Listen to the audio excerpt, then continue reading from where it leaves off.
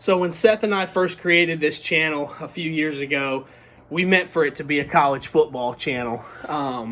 And over time, it just kind of really got to be him talking about Nebraska and me talking about Notre Dame. But I just watched the entirety of the Florida State LSU game, which ended about 60 seconds ago. First of all, what a game. From a neutral standpoint, and I say neutral lightly, what a game. What a win for Florida State. Essentially in LSU's backyard. This was a huge win for Florida State. Mike Norvell in his third year really could not afford to lose too many games this year, or he was probably going to be out of there after a couple of disappointing seasons. Florida State looked like the better team for the majority of it. That ending was unbelievable. LSU muffs another punt inside the 10-yard line for the second time today, that poor kid, and Florida State doesn't get a point out of it. They go for it on fourth down in the first half, and then they fumble on the 1-yard line. First of all, what are you doing, Mike Norvell, running a toss play on the 1-foot line?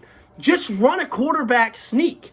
I mean, all you have to do is stick it in the end zone, and you can't do it. You run a pitch play. Listen, the players need to execute that, but when you run a pitch or an option, it increases your chance of something crazy happening instead of just handing it off or running a quarterback sneak. My goodness, I can't believe what just happened. And then LSU, Kelly, saves his timeouts. They march 99 yards and score a touchdown on the last play of the game as the clock hits 000, and then they get the PAT blocked.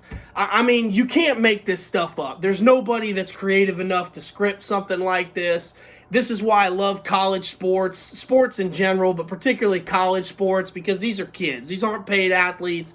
These guys, I should take that back because now they are. But for the most part, they're not making millions of dollars like the NFL and professional athletes are. But my God, what a game. What a phenomenal way to really close out Labor Day weekend. I know we got Clemson and Georgia Tech tomorrow. That's going to be a snooze fest. Clemson will win that by 4 touchdowns easily. But, I mean, so a couple of takeaways. Obviously, the reason I'm doing a video on this is because it does involve Notre Dame. This is what you will get used to, LSU fans.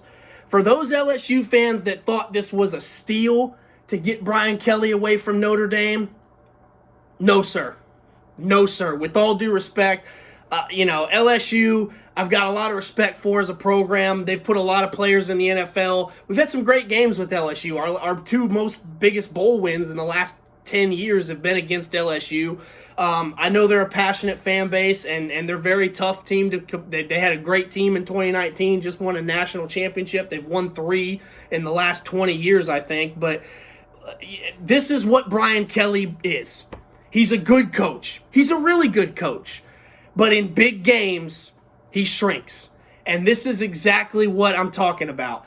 LSU's the better team. Florida State has been a dumpster fire for the last 5-6 years, since Jimbo Fisher left, truly. LSU should have more talent. I know they had a bad year the last 2 years. LSU should be a better team than Florida State. That's a home game in New Orleans. LSU doesn't ever lose in New Orleans. Never. They don't lose in their own backyard. So for them to lose this game, it really falls on coaching. Jaden Daniels did not look good. Get used to it. Notre Dame's had a lot of good quarterbacks come in and regress under Coach Kelly. So LSU fans, listen, I'm not going to say he's going to be a total bomb and a failure and you're going to go 6-6 every year. He's going to win you some games. You'll beat the teams you're supposed to beat 90% of the time, but this was a big enough game that you got big game Brian Kelly. Now, you didn't get housed, but you got too good of players to get housed, and Florida State's not that good of a team. They'll probably win 7 games, maybe 8, but no way should LSU lose this game. And that's what Brian Kelly does. He goes out there, he makes, and sometimes it's not always his fault, but this is what Notre Dame fans had to live through. We had a lot of success under Brian Kelly, and I don't wish him any ill will. He got Notre Dame to a national championship and 2 playoff appearances. That's a hell of a lot more than Weiss, Willingham, or Bob Davie did before him. I appreciate what he did for Notre Dame. He made us relevant again. But he did not get us to the level that we thought we could get to. And for the Notre Dame fans watching this video, I think we're better off without him. And this is why when I made that video in December, I felt okay with Kelly leaving. I was a little upset that we got poached, meaning that Notre Dame is not a top 5 job, because it's obviously you don't leave a top 5 job. And LSU came in and put their you-know-what on the table and said, hey, we're going to take your coach because we can pay him more and he wants to come play in the SEC or coach in the SEC. That hurt. That hurt my feelings. I won't lie. It made me realize that, Notre Dame is still not quite at the level I want them to be at. But after watching Notre Dame play in the horseshoe last night against a consensual top 3 team, Georgia looked pretty good, but Ohio State's a consensual top 3 team. We'll see what Clemson looks like tomorrow. They're going to roll. Georgia Tech sucks. But Notre Dame held their water more than they have against top 5 teams under Brian Kelly. We looked more physical. We looked like we had more heart. Players wanted to win that game for the coaching staff, not just because of the name on the jersey and themselves. Watching LSU tonight, Boutte is an elite wide receiver. And in a game that is so ever more offensive-oriented, get your ball to the playmakers in space. He had, 2-3 catches in the whole game, and all of them were in the fourth quarter. That's a problem. That's coaching. That's not scheming to get your players in the best position to win. Jaden Daniels looked terrible. And I watched him play at Arizona State. He was never that inaccurate at Arizona State. Now, yeah, he's playing against Pac-12 defenses, but Florida State's defense has not been that good in the last few years. I understand they got some transfers on the D-line, but LSU couldn't move the ball for 3 quarters. Florida State gashed LSU running the ball. LSU muffs 2 punts. You can say, well, that's not the coach's fault. Why would you put that kid back there again after he muffed a punt? I know it's the first game. I believe in second chances, but those are coaching decisions, and those are questions that Brian Kelly's going to have to ask, answering them right now in the press conference. This video's been 7.5 minutes long. I started about a minute after the game ended. All the time it took me to walk upstairs and turn the camera on. He's probably being asked those questions right now.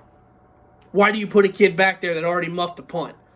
Well, we wanted to show him we still had confidence in him. He's a great playmaker. I'm sure that's what he'll say. He'll say all the right things. He's a professional. He's been coaching. He's the winningest coach in FBS. He's got more wins than Nick Saban. Granted, a lot of those come from Grand Valley State, which is an FCS, and then at Cincinnati, and of course his tenure at Notre Dame. Notre Dame didn't beat Ohio State, so I can't say too much. But I am a hell of a lot more impressed with Notre Dame's outing against Ohio State in a 10, 11-point loss than LSU's 1-point loss in a virtual home game against a team that we beat the last 3 times we've played. We've beat Florida State, with the exception of last year being close, fairly handily. We beat them in 18, 20, and then last year in 21. Brian Kelly had a lot of success against Florida State. The one time that Florida State beat Notre Dame, 2 times, was in his first or second year in a bowl game, and then when they had Jameis Winston and they went to the college football playoff, and we really almost won that game.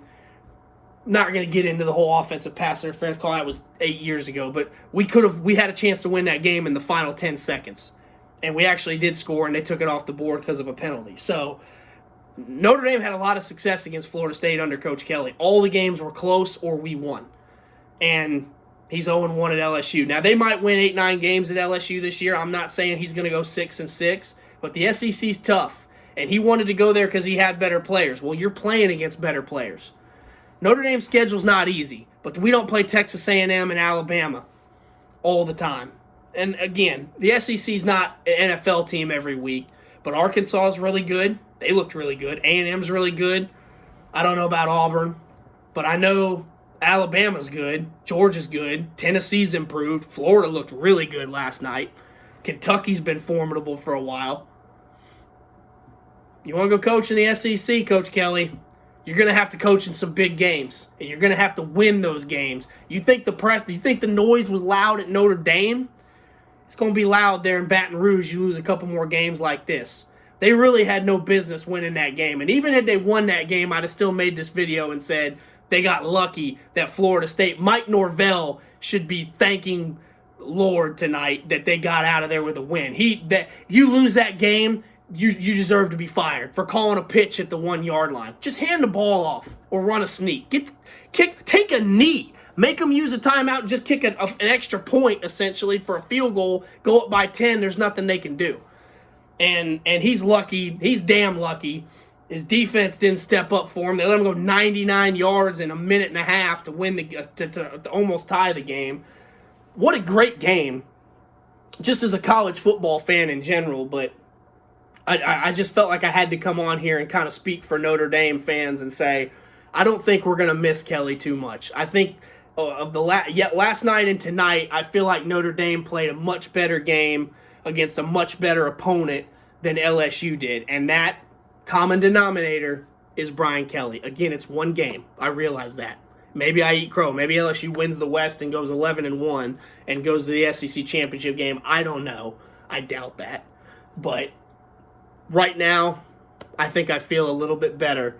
I feel a lot better that Brian Kelly left in the middle of the night to go to LSU, because I think it fits him better, fine, but I think it fits us better. I think Notre Dame's ceiling is higher without Brian Kelly and with Marcus Freeman. Those are just my thoughts. Anyway, God, I'm glad football's back. Signing off.